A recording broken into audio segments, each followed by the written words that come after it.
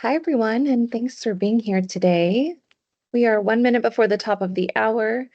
I want to encourage you all who are here to grab some water, use the restroom, change your position, change your seat, whatever you might need to be more comfortable for a conversation. And we'll give everyone else just another moment or so.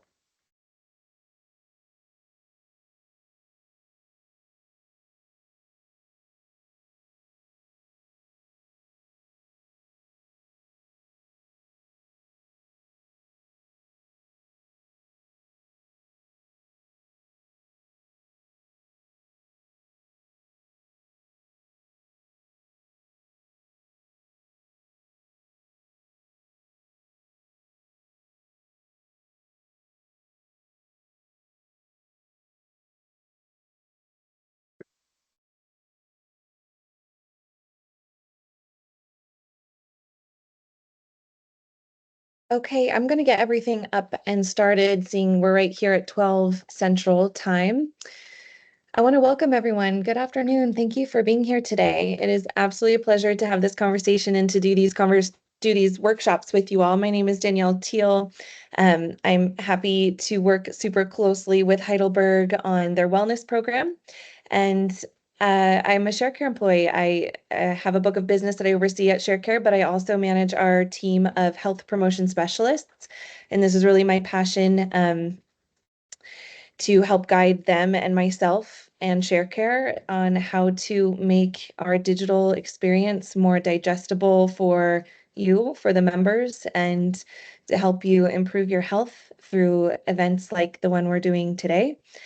And also through how your incentives and activities within the Sharecare app are structured. So a little bit more about me, just for the sake of today's conversation and why I'm talking about it, why I'm here. I've been in the wellness space for about, gosh, almost 20 years, I'd say. I'm not that old, but I came to it as a teenager. I started teaching yoga when I was 16, and I did my personal training credentials shortly after that. And then I decided to study exercise science as my undergraduate. Was a huge shift for me. I had initially been planning to study architecture and do design as my career, but I was going through my own personal health problems as a young person and decided to learn everything I could about our bodies and about health. After that, I went on and did my graduate degree in nutrition, and I've been working in a corporate wellness space or a digital health space for about 8 years since then. And I'm just really grateful to be here with you guys. We're going to talk all about building positive relationships. So before we get started, I kind of wanted to level set on this topic, right? Like that seems fairly elementary, but we all, as humans, have relationships that we have to deal with. And I think it's one of those things, at least for me, that I got older and I learned how to better manage those social connections. And I was like, why didn't I learn this when I was younger? This is like core to us as humans. And so, what I have prepared for you today is some really good content on how to manage difficult relationships, how to be in relationship better with people in our lives. I think we've all experienced that person or people in our lives where we're talking to them and we know they're not listening and we can feel their energy is not supportive of us as their friend. And how do we avoid that? I don't want to be that person. And so I'm really happy to have this conversation. If you've never been a part of one of these webinars, workshops before, please know that it is intended to be very interactive. I want to talk with you all. I want to have a conversation. I want to be in connection as much as you are willing to be. I'm here. I'll be vulnerable. I'll be talking, but it's only fun if, I can talk with you all as well. We have a smaller group here, which is kind of nice. We can be more intimate in that sense and just get to know each other a little bit. So give me a second. I'm going to pull up a few things on my screen. One will be the webinar itself, and I'll explain the format once I do that. And then second to it will be at the end, there'll be a QR code. So make sure you stay to the end. We want you to be able to scan that QR code and get credit for being here today and apply that credit toward your wellness incentive in the Heidelberg Well program. So hang on to the end. That QR code will come up at that point. And stay tuned for just 1 second while I get the rest of my screen sharing up.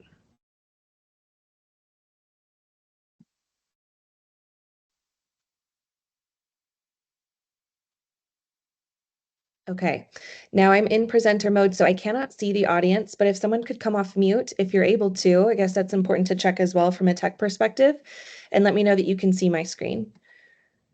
Yes, I can. Yeah, me too. Amazing, yay. Okay, thanks for your feedback.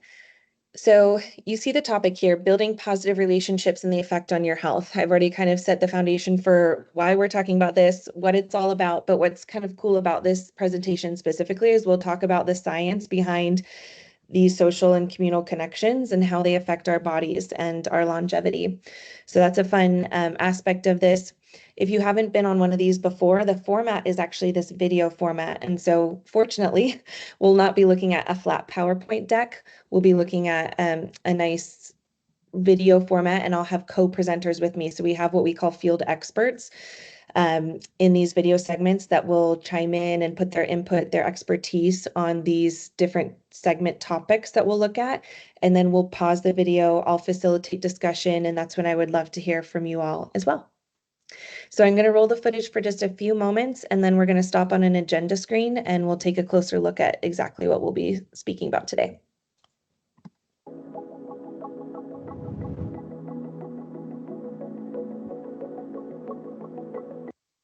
All right, so our first topic will be about our friends. I hope all of us have a friend or a person that we have in our life. If we've gone through periods of time where we haven't had a friend or a person, we know how detrimental that can feel, not only to, our joy and our ability to laugh and have fun, but also kind of our bodies. We get isolated, we feel that kind of weight of isolation and depression. And so we'll talk about how friends influence our health. We'll hear first from a professor on that topic. He has a really great perspective on this. And then we'll segue into being an active listener. So I spoke at the very beginning about how we've all either caught ourselves quote unquote listening, but then realizing we have no idea what someone said. And then I'm sure most, if not all of us, have been on the receiving end of that, where we can tell that the person we're speaking to is not invested in what we're talking about at all. Either one of those don't feel great, right? So this will take us back to that elementary level of how do we actually do this thing and do it well? I'd love to hear from you all what your experience has been, if you have any great tips on this topic. And then we'll also hear about the benefits of a mentor and having friends of all ages. So we tend to gravitate toward people in our same life season, right? Like we grow up in elementary school having this group of friends, a classroom of people where they're our same age, they're in our same phase of life. But the benefits of kind of spreading that out and having friends of all ages, including, and it doesn't need to be someone older than you, it could be someone younger than you that serves as a mentor. How to work on our friendships if we get into a sticky situation and we're like, gosh, I don't know how to manage this person. I don't like having them in my life, really. They're kind of draining my energy, how to approach that. And then we'll wrap up with some key takeaways. So let me roll this again. We'll go back to the top here. We'll hear about how friends influence our health, and then we'll stop for some conversation.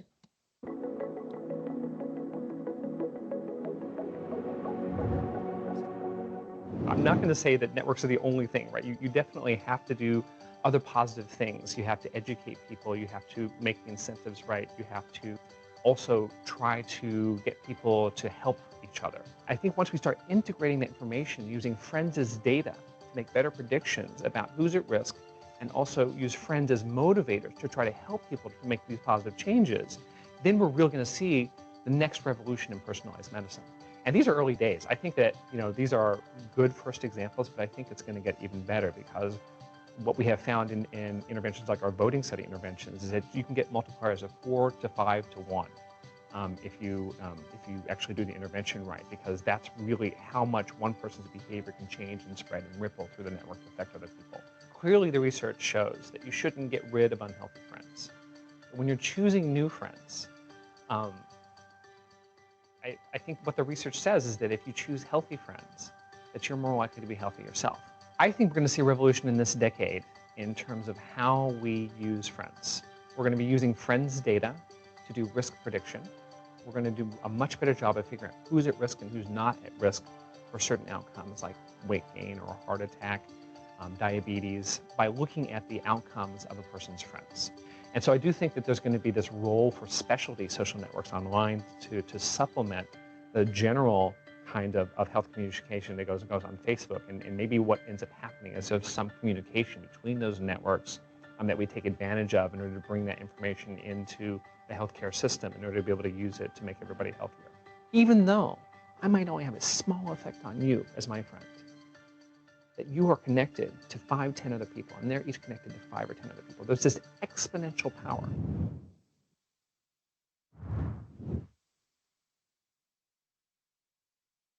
All right. I love that first segment as kind of our let's get into the topic and go right there with this. He talked about how friends affect our health in all the ways. My favorite part of his segment was talking about how to use friends as data or using them as data to one, learn about yourself and learn about people in general, and just the ability that has to expand our mind and our, I think, empathy, and grow as human beings. Before I speak more, I wanted to pause and see if anyone has experience with kind of that first topic specifically and learning about yourself or kind of growing your ability to have compassion, to have fun, to have any set of emotions because of friendships that you chose to procure.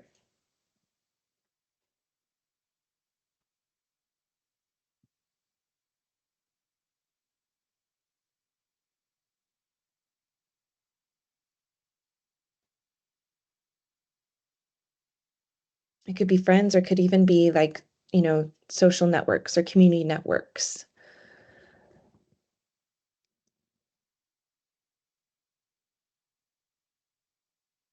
Anyone? Oh, yeah, Kim, I see there's a hand raised. Feel free to take yourself off mute. I can't actually see the chat feature at this time. So if you're able to unmute yourself, would love to hear what you have to say.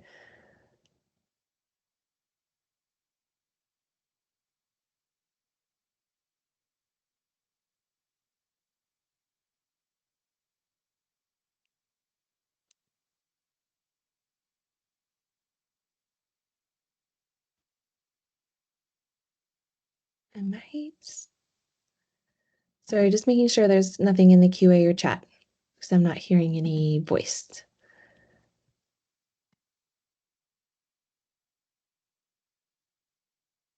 Okay. Kim, did you have a comment you wanted to share or question?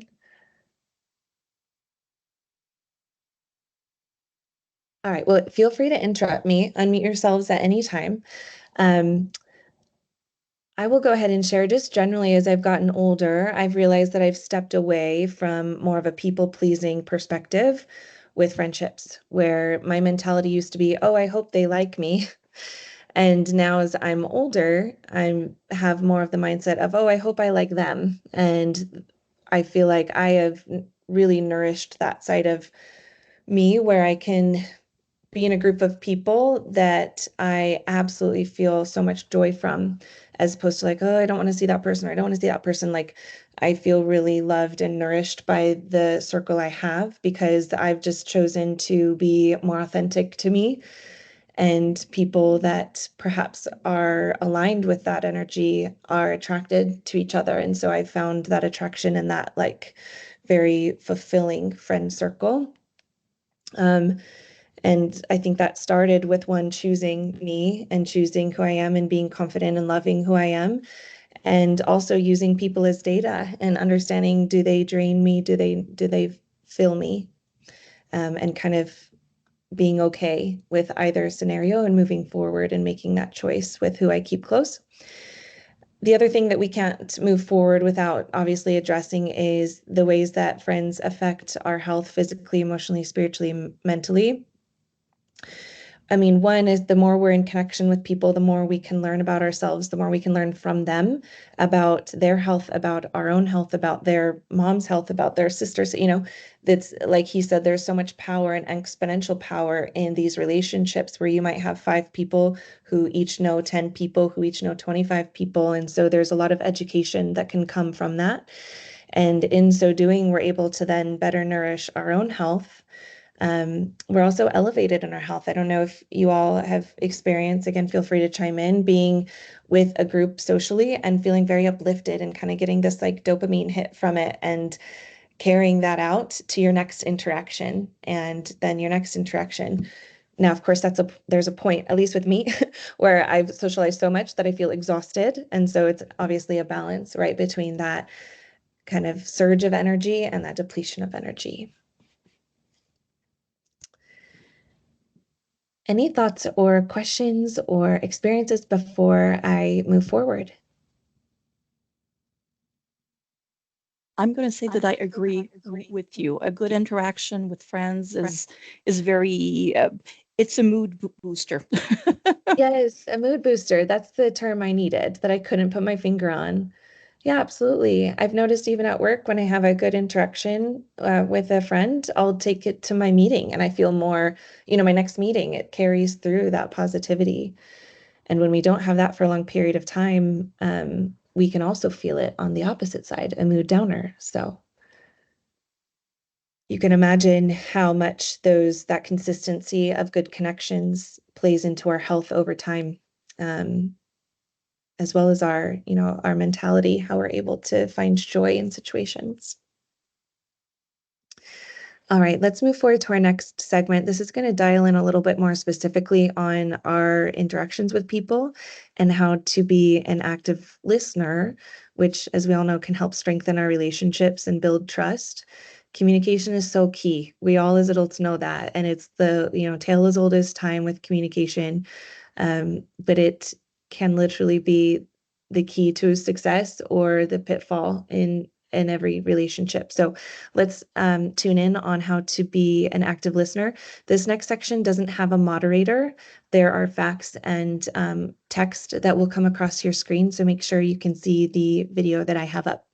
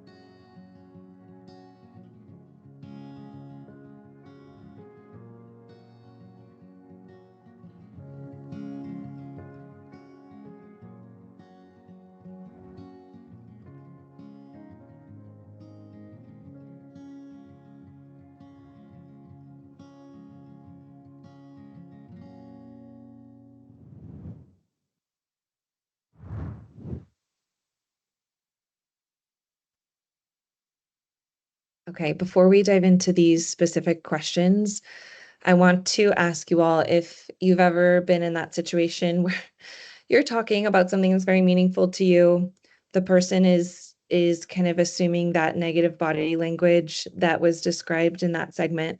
And then you try and communicate, hey, like, I feel like you don't care, or it sounds like you don't understand what I'm saying. And it turns from a very small thing into a larger argument that really shouldn't have had to happen.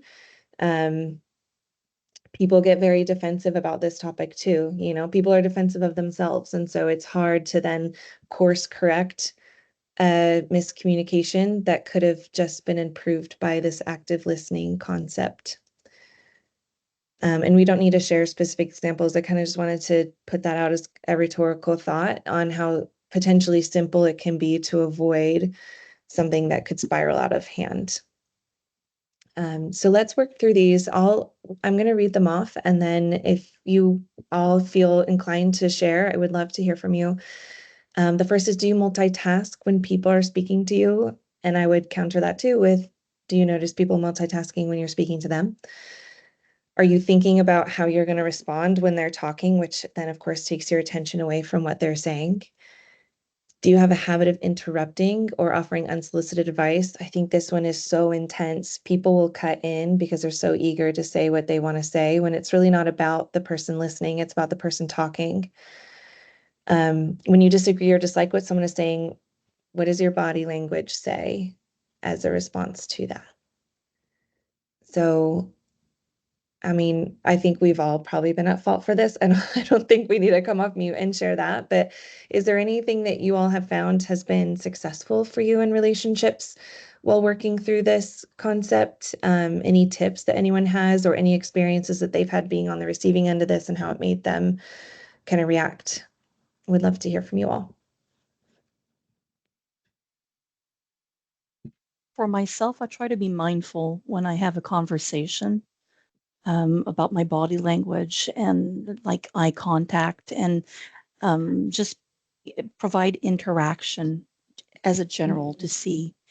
And when I'm the receiver of it, if someone is multitasking, I'll just wait or ask if there's a better time that we can chat. I love that. So you're asking if there's a different time, which then puts the responsibility of response on them, whereas you could easily get irritated, right? And get annoyed or walk away or, you know, I love that you're giving them the accountability. Hey, is there another time that would work better for you? Yep. Yep. Because I can clearly see you're not paying attention now. Yeah, thank you so much for sharing. You're welcome. Anyone else? Any tips? I'll put out there too, and I would love to hear from you guys. I don't know if anyone in the audience has kids. I have a daughter. She just turned 7 3 days ago. And I have to try extra hard with her not to be distracted. And I don't know why, because she should have the first of my attention. But I think I'm a single mom. And so I think I get so caught up in the responsibilities I have on the daily that I do try and multitask. I feel like I multitask for survival. And so I'll be texting her friend's mom while talking to her or doing the dishes while talking to her. And I feel it in my body that it's like offensive and I need to be better at that. Because she's too young to be like, hey, mom, she doesn't have the skills. Like, is there a better time for you? She hasn't developed that yet. But this whole conversation and preparing for this just reiterates that reminder to me. And I would love to hear from you all if you struggle with the same thing or if you have tips on how to improve that and if you've seen kind of the response of your children in those moments.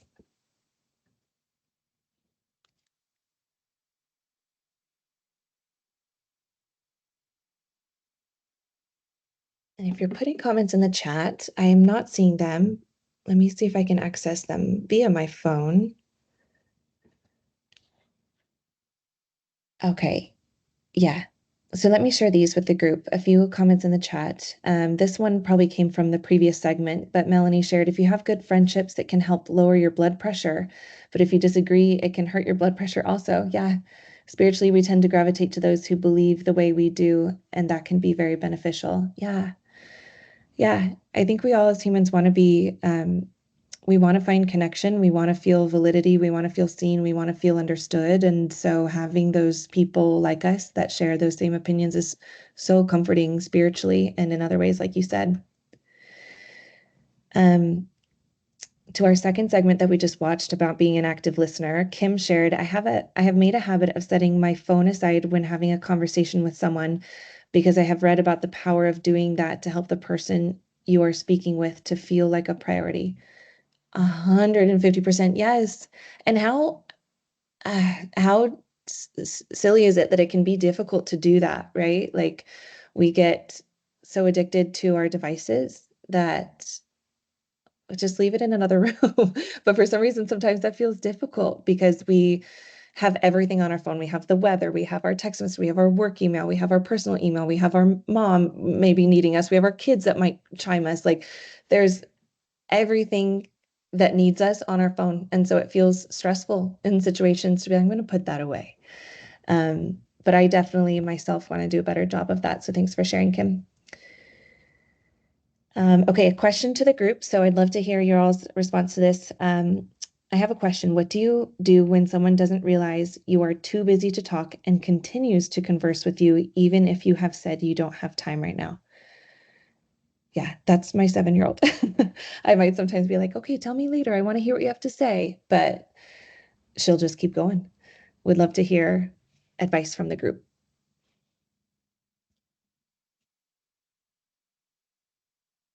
For myself, if that happens, depending on the age of the person receiving it, if it would be like one of my nieces or nephews, I would just maybe touch them lightly on the arm and said, "I'm really sorry. I don't have time for this right now. Can we just talk? Give me like maybe a half an hour, something like that." And if it's an employee, I will just stop and look them and just say, "I'm really, really sorry."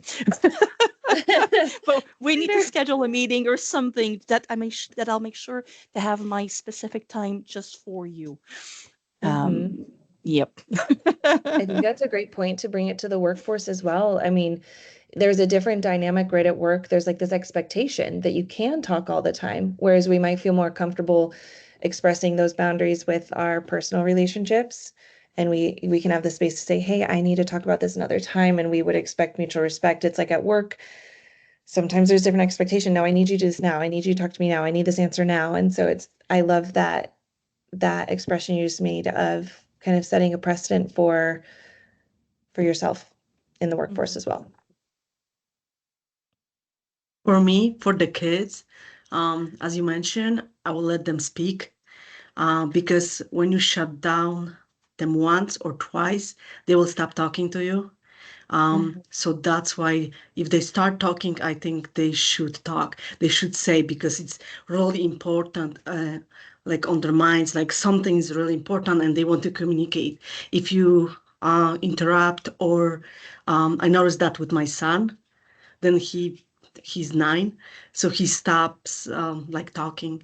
But yeah, at workplace, depend who came to you. Is it a friend just want to talk about some other stuff, like what happened like last night? Yeah, nicely say like, listen, I need to finish that, and then say like, I will call you later. If it's your boss, yeah, stop everything and do what he asks. Different expectation. Which, hey, in our personal life, our children are our bosses to an extent as well. So we're like, okay. Yep, I'm here for that's you. true. I love that what you said about your son, and in those primitive years, your son's 9, my daughter's 7. It's like we don't want them to stop talking. We want them to feel safe to communicate with us as they get older, right? The worst thing that could happen is they turn into teenagers and then they're just like, well, mom doesn't listen anyway, so it doesn't matter. So Exactly. yeah. Does anyone have older children that's experienced this or has advice?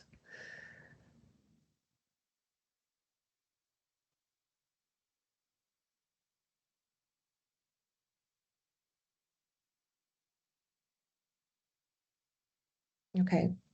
Well, I'm so grateful for the interaction that you all have shared so far. Let me switch gears here.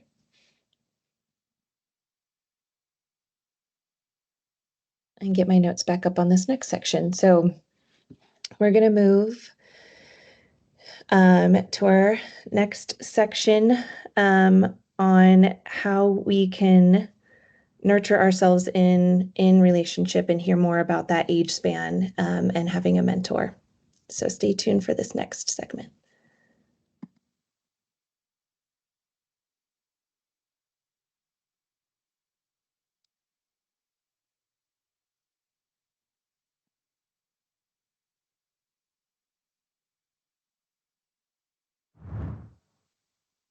Find an aging mentor.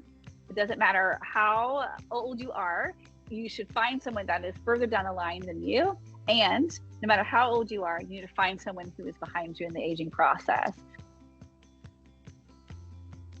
this advice was given to me at a young age from someone, an older woman who really was very dear to me. And it landed. And I was 12 when she gave it to me. She said, Juliana, you need to have friends of all ages, and you need to have people who teach you how to age. And I listened to that. It landed, and it's been an endeavor that I've had my whole life, and I've given it to other people. She also said, when you get to be my age, you need to be a mentor for other people too. And when you have this mentorship relationship, what's beneficial about it is that you get real. She gave me a list of things that worked for her and didn't work for her, that were a benefit to her, that she was glad she'd experienced, things that she wished she hadn't done. And with everything that she gave me, it was always in the context of this was for her.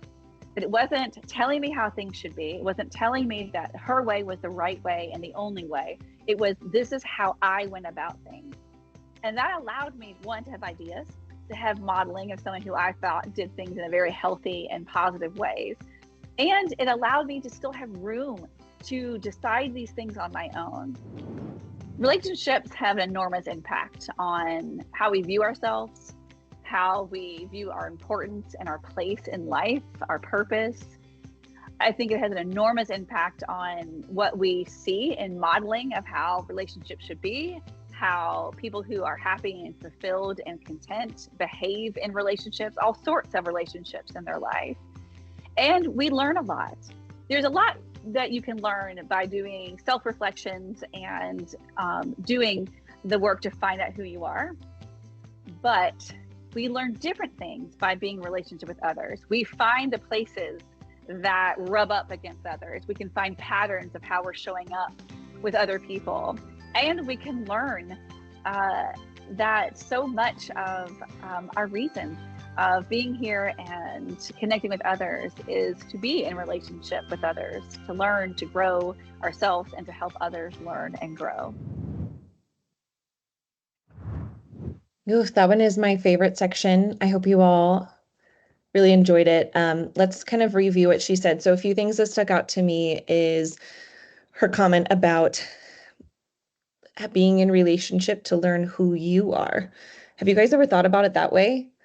I think my mentality as a younger person and growing up was like, well, I am who I am and I'll meet people who are who they are. But I never thought about being in relationship with people actually does teach me who I am. And that takes us back to our first segment we watched on data points and learning from people in our lives. I'm happy to share more on this, but I want to pause and just see if anyone has experience with that or comments on it.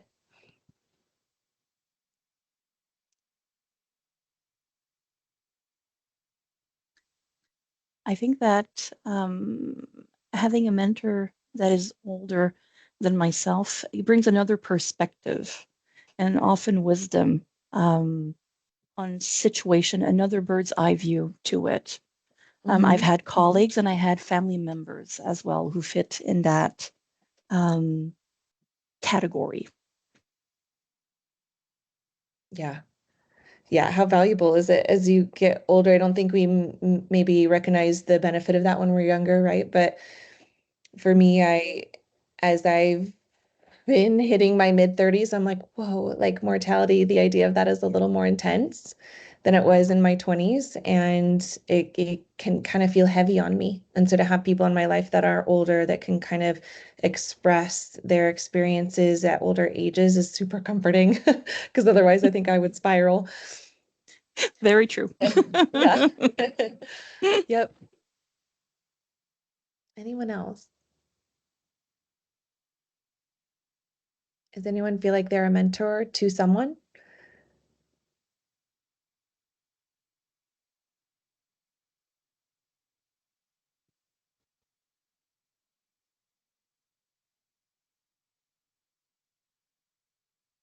Or are there any important lessons you have learned through relationships that you'd be willing to share?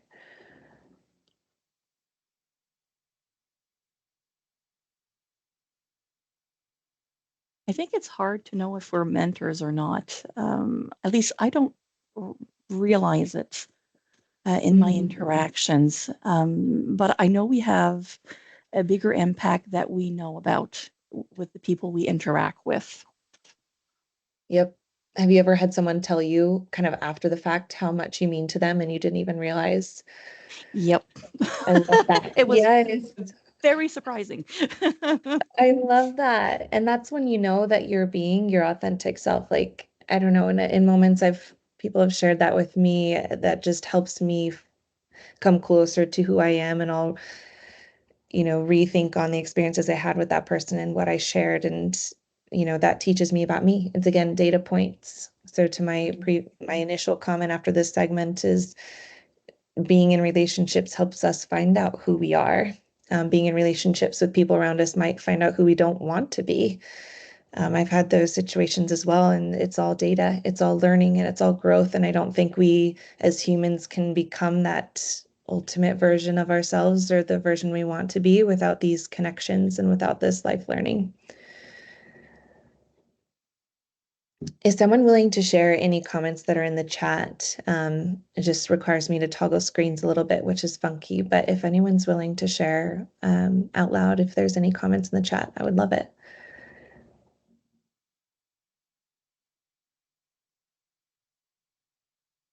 Melanie wrote, I think we can be a great mentor to our adult children and our grandchildren with different situations in life. We can make a mark on them that can be life-changing. Oh yeah, I love it. Even though they probably don't realize it when we're doing it, right? But I think we've also all come to a stage in life where we're older and we realize just how incredible those mentorships are. Thank you for sharing that.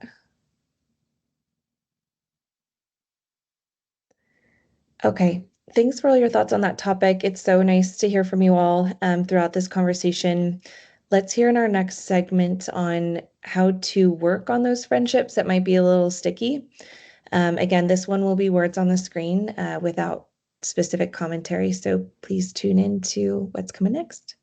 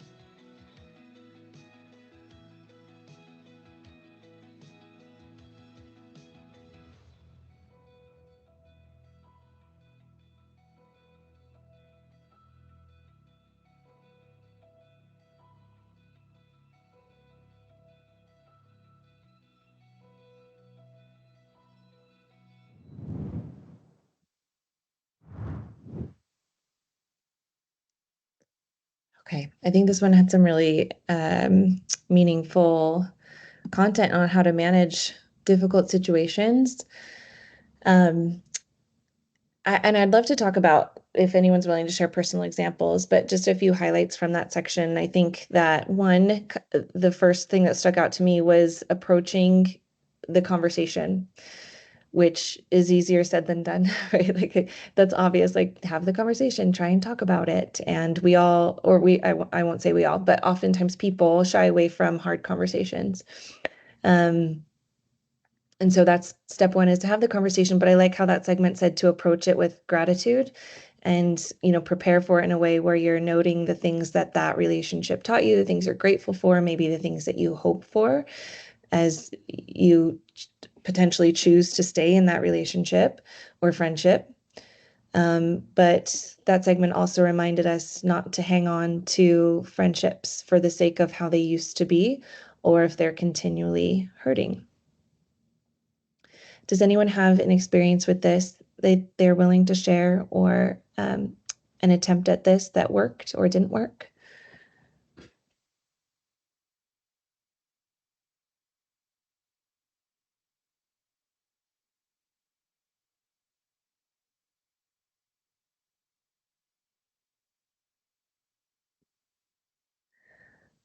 I will share. I'll be vulnerable. This was I had a relationship with my sister. She's older than me, and she was always a little bit more introverted than I am, which is fine, but we got along fine as we were younger. I went through a life situation several years ago that was super difficult, and while I didn't feel like I was leaning on her extensively, I called her maybe once every 4 or 5 months to talk about it.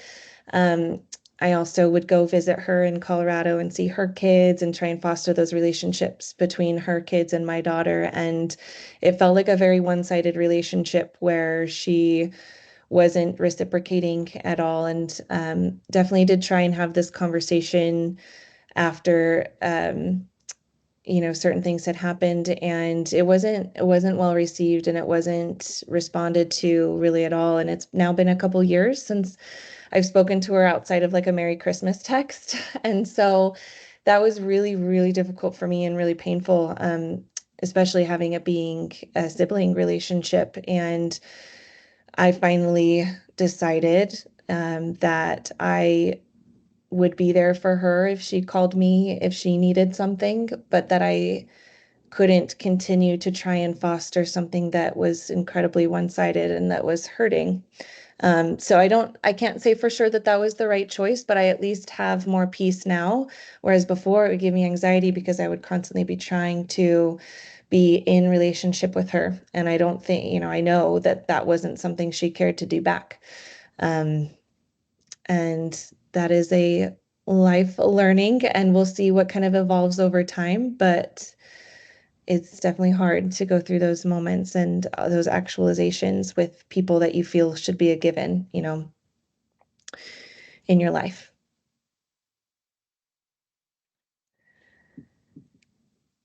Anyone else care to be vulnerable before we move on? I've learned that it's okay to say no to things. I'm a single mom as well. I have a 13-year-old girl, and our life is crazy enough. And I was just over involving myself in things, and I was stressing myself out, and I was anxious, and I didn't want to hurt anyone's feelings. But then I decided, I'm like, you know what? No, I'm not. And the people who love me and care about me, they're okay with that. And that's what I had to get over. Like, they're going to be okay if you don't go to that event. They're fine. They understand. But I took all that, I put it all on myself and just assumed I knew what they were going to think of me. But in the end, it was just me in my own head. So it's probably one of the best things I could have done for myself and my daughter is just start saying no to too many things. Thank you for sharing that. Again, the data points, the connection, the appreciation for that, sharing with me, who's in a similar position to you. I feel that way very much so. I feel overwhelmed socially sometimes, and saying no is important for our mental health and physical health and spiritual health and for our children's health. So, and like you said, the people that are good for you will still be there. So thank you for sharing.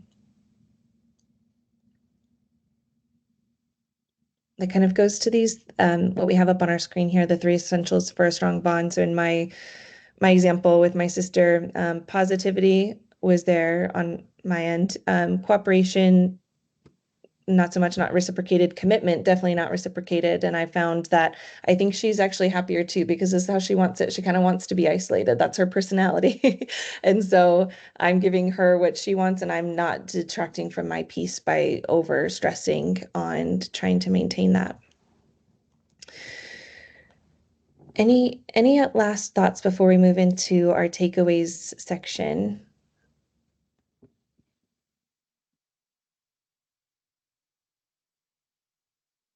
Okay. All right. I'm going to roll the footage for just a few more moments, and it's going to pop up with some takeaways from today's workshop.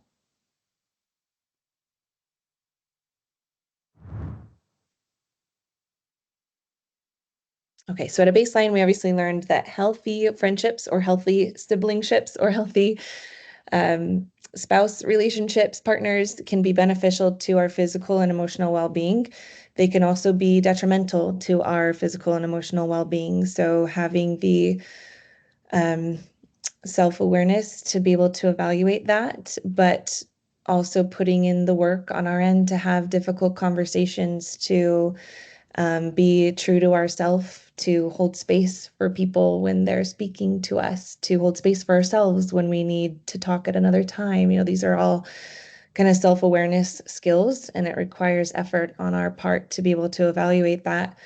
But then come out on the other side knowing you have healthy relationships and you've managed the ones that weren't. So this active listening concept is so important. It's one of the keys of communication. It can help build trust with our peers. It can help build trust with our children and vice versa. I think about how I'm trying to teach my daughter to have eye contact, to listen to me when I'm giving her instructions or getting her ready for school. And I think, okay, well, if I'm not doing a good job listening, how is she going to do a good job listening? These connections we've discussed can help us learn who we are as people, come closer to our true self, and grow as individuals to become better humans, and then pass along that knowledge to other people we meet later in life. And then finally, we kind of just touched on this as well, but it's okay for friendships to grow apart, friendships, siblingships, marriages, all the things for those relationships to grow apart, especially when you have done the work that we just described. So those are the takeaways I've gathered for this. Is there anything else that anyone from the audience would like to share? And I'll stop sharing my screen so I can see you all.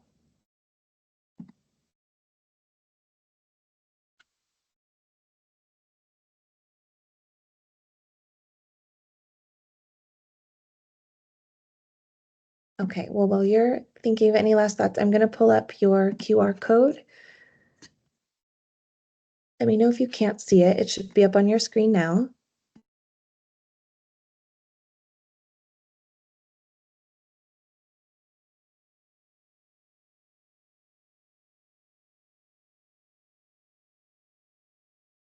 I'll hang here for a few moments just as you all work to scan that.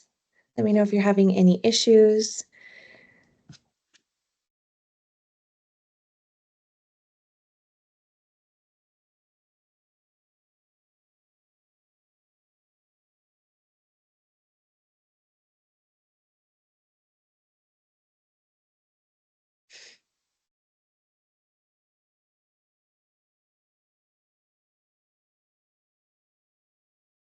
And once you've scanned, received your credit, feel free to ask any last minute questions. I will be here. Or if you need a hop to your next thing, we finished about 13 minutes before the top of the hour. So hopefully you can grab some lunch or take care of yourself, maybe go for a little walk, whatever you need. I hope you have a great rest of your day. And thank you guys so much for being here with me. Thank you very much. Have a great day. You too. Thanks for your participation, Sophie.